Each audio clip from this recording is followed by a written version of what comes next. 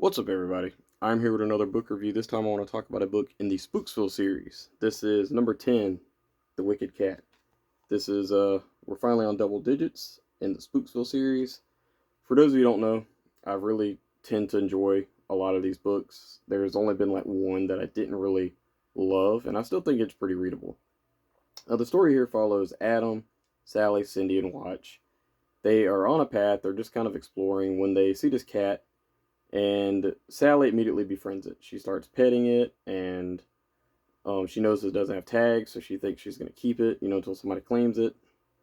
And yeah, they end up going to Watch's house. And before I get too far in this review, I just want to say that this book, I tried to get everything situated where the chain of events happens in order. I did look this up on my in the book itself when I did my review, and I had everything, I think, the right way. But basically, the first 30 or so pages of this book is this cat shows up, something bad happens.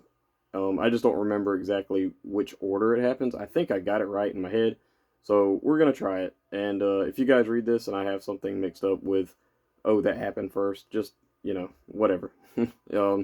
Yeah, just tell me in the comments. But yeah, they go to Watch's house, and there's a dog barking in the back. They leave the cat outside. They hear a loud crash. At first, they're playing chess. So they're playing chess, and Adam is playing against two characters. I think it's Adam and Sally. They're playing, and they hear a loud crash outside, and they hear this dog stop barking. So they go outside, and Adam and Watch sneaks over the fence, and they go over there, and they notice that this tree fell down, and there's like burn marks in the tree. There's no lightning or anything like that going on, and Watch assumes that this is a laser blast. And they're like, how did a laser, you know, hit this tree? Who has a laser? And they're like, nobody in this Spooksville has lasers. So, and they do mention, like in the previous book, that Watch had these lasers, and he traded them to this alien. They don't mention that, but it's implied. But they do mention the lasers from the last book, and yeah. So they kind of ignore it. They just kind of think it's weird. They end up going to an ice cream shop, and the cat tries to jump on top of the counter, and Cindy pushes it off. And Cindy's like, get away from my food, whatever. And Sally gets offended, and she's like, you're really mean to this cat, for no reason, blah, blah, blah. So they go to the movie theaters. Again, this cat sneaks in, and Sally and Cindy immediately start fighting over it. They end up going to Cindy's house, and I forgot what they're doing there, but they start seeing smoke or smelling smoke, and they go outside, and they see that Cindy's porch is on fire, and the cat is there. So Cindy says there's something wrong with this cat. It's really weird.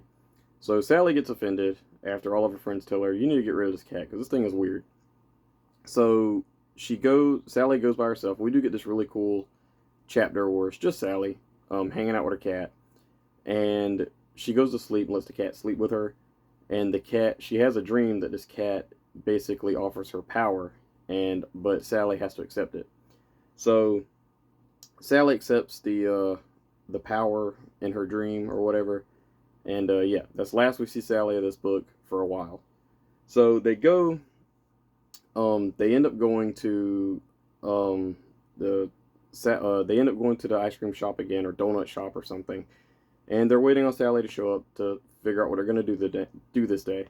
When this girl named Jess shows up, she claims that she knows these kids, and Sally doesn't want to hang out with them because she made them mad, and she kind of hits on Adam a little bit, and yeah. So she mentions that she has. Oh, she also asks for a bowl of milk, and I know what you're thinking, and I was thinking the same thing. I was like, oh no. I was like, not this. And it is what you think it is. So she asked for a bowl of milk. I think this is the scene too where she asked for like a piece of fish. Yeah. So anyway, they end up going outside, and they say that Jess says that she has a cat of her own, and they see this cat, and she kind of kicks it off to the side, and she's really mean about it. And Cindy is like, hey, don't kick a cat, that's really mean, or whatever. So Jess ends up leaving, And Sally never shows up, so they kind of get a little concerned about that. So they go look for her at her house, and they don't see her. They go to the beach where Sally likes to hang out, and they run into Bum, and they tell him what's going on, and Bum kind of informs him that essentially Sally got body swapped with this girl named Jess, who was a cat, and she turned Sally into a cat, and she got turned into a human. So the kids end up going to the witch's castle and talking to her, or no, they go to the grocery store and ask her, hey, can you switch Sally back? But she says no.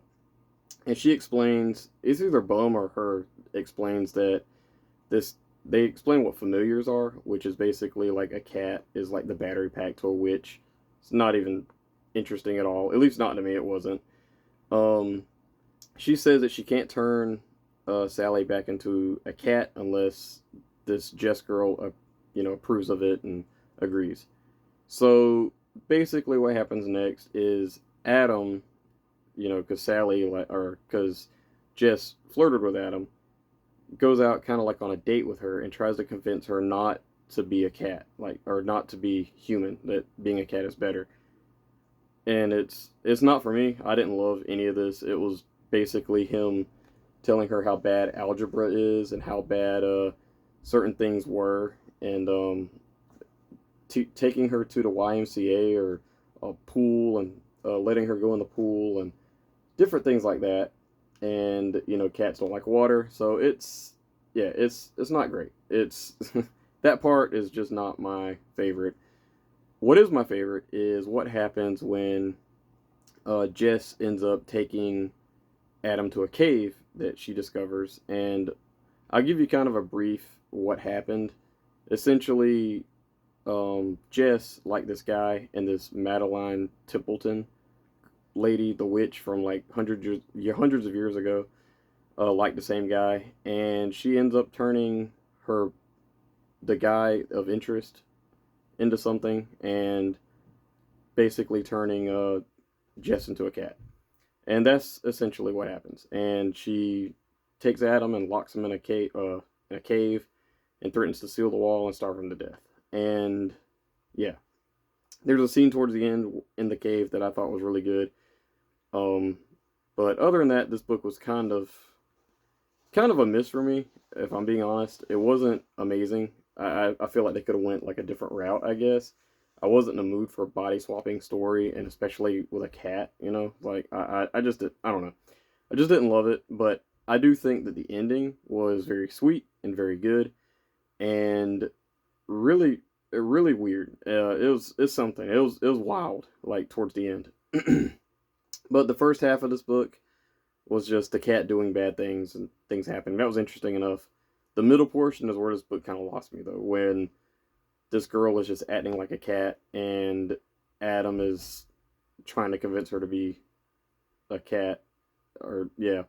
The Wicked Cat was kind of a mixed bag for me. I do give it a 4 out of 5 stars. I do think it's a solid read. I do think it's above average, and I do think the other people would probably like it. For me, it's not my favorite, but it's good. It's like upper middle, like nothing great. There's so much better in Spooksville to read. I think the book before this one was better than this, in my opinion. A shout out to Spongy, who is like notoriously informatic, has a lot of information on this series. I don't think that's a word, but yeah, he has a lot of information for this series, and I think he said that this one was a lot better. Just wasn't for me. This just wasn't like the greatest thing ever. Do think it's above average though. So again, 4 out of 5 stars for me for The Wicked Cat. Please let me know in the comments below, what did you think about this book, if you've read it. If not, yeah, definitely give Spooksville a read. Don't start off with this one. I'd probably just read them in order. But yeah, that's it for me, guys. Thank you. Bye bye.